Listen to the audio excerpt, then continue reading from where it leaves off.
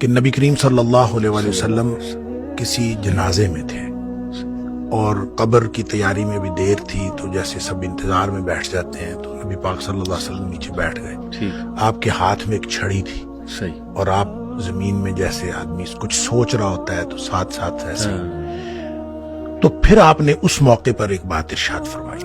پھر آپ نے دونوں کیفیتوں کو الگ الگ بتایا. آپ نے فرمایا جب مومن کی روح نکلتی ہے تو فرشتے آتے ہیں، ملک الموت جنت سے کفن لے کے آتے ہیں، اور وہ جیسے میں نے پہلے بھی عرض کیا کہ وہ آ کے فرشتے سارے اپنی اپنی ڈیوٹیاں لگ جاتی ہیں، اور پھر وہ اس کے کان میں آ کے کہتا ہے ایتھا النفس الطیبہ، اے پاکیزہ روح نکلو، اخرجی الی مغفرۃ من اللہ ورضوان، سبحان اللہ کی مغفرت اور اللہ کی خوشنودی کی طرف نکلو.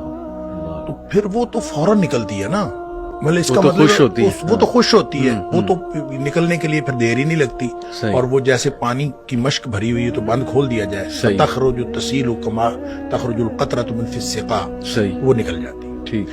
تو دوسرا جو ہے جب وہ مومن کے علاوہ کافر اور منافق کی موت کے لیے جب فرشتے آتے ہیں تو نبی کریم صلی اللہ علیہ وسلم نے فرمایا وہ جہنم سے بدبودار کفن لے کے آتے ہیں.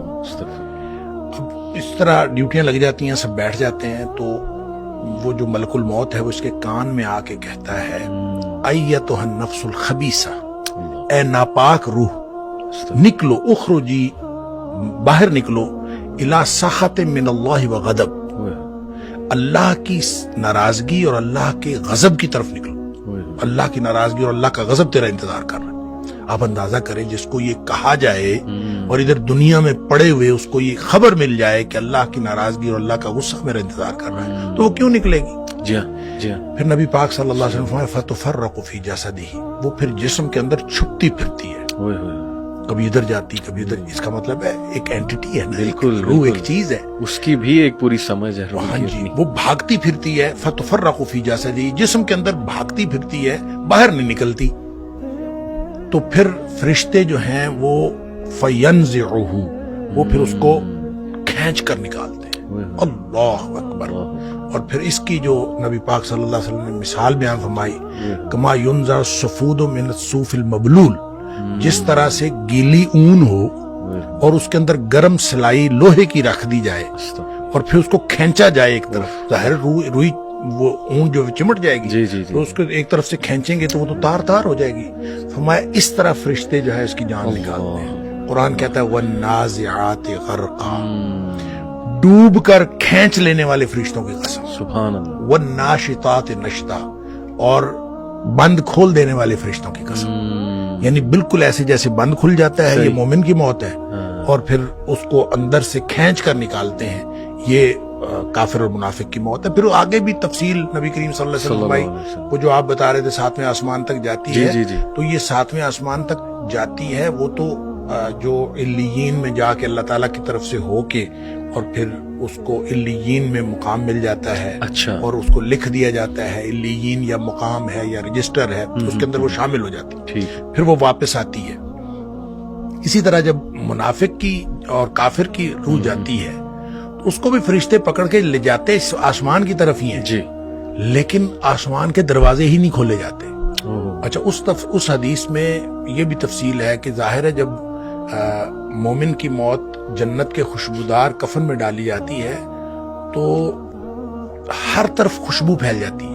صحیح. اور وہ فرشتہ جب لے کے جا رہا ہوتا ہے اس کی روح کو، سب پوچھتے ہیں کس کی روح ہے، کیونکہ خوشبو پھیلی ہوئی ہوتی ہے. صحیح. اور ہر شخص اس کے لیے جو ہے نا وہ دعائیں کر رہا ہوتا ہے، اور ہر شخص خوشی اور مبارکباد کی صدائیں آ رہی ہوتی ہیں. دوسری طرف جب وہ کافر کی منافق کی موت وہ جب آتی ہے تو اس کی بدبودار کفن ہوتا ہے اور بدبو پھیل جاتی ہے سارے چار چفیرے ہر عالم. صحیح.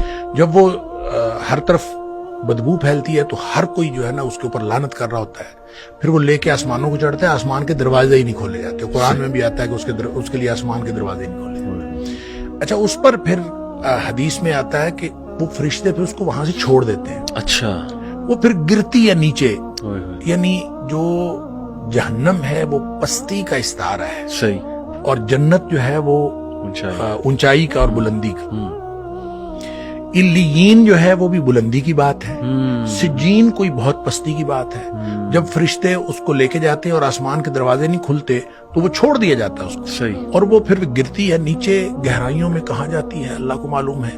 और लेकिन उसको कुरान ने भी कहा सिज्जीन, सही। और नबी करीम सल्लल्लाहु अलैहि वसल्लम फरमाया वो सिज्जीन में चली जाती है, यानी सिज्जीन में उसका इंदराज हो जाता है कि ये सिज्जीन में। ठीक है। उसके बाद उसको कुछ देर के लिए वापस लाया जाता है, सही। और फिर वो कब्र के अंदर तदफीन जब होती है तो फिर उसके बाद वो जो सवालात हैं जो कब्र वाले हैं, फिर उसके बाद कब्र के अंदर मोमिन की जो के लिए तो हर तरफ खुल जाती है जी। कब्र, ताहद्दे निगाह खोल दी जाती है। सही। और जैसे नबी करीम सल्लल्लाहु अलैहि वसल्लम आया कि कब्र जो है या तो ये जन्नत के बागीचों में से एक बागीचा है, और हुफरत मिन हुफरिन नार, या फिर जहन्नम के गढ़ों में से एक गड़ा है।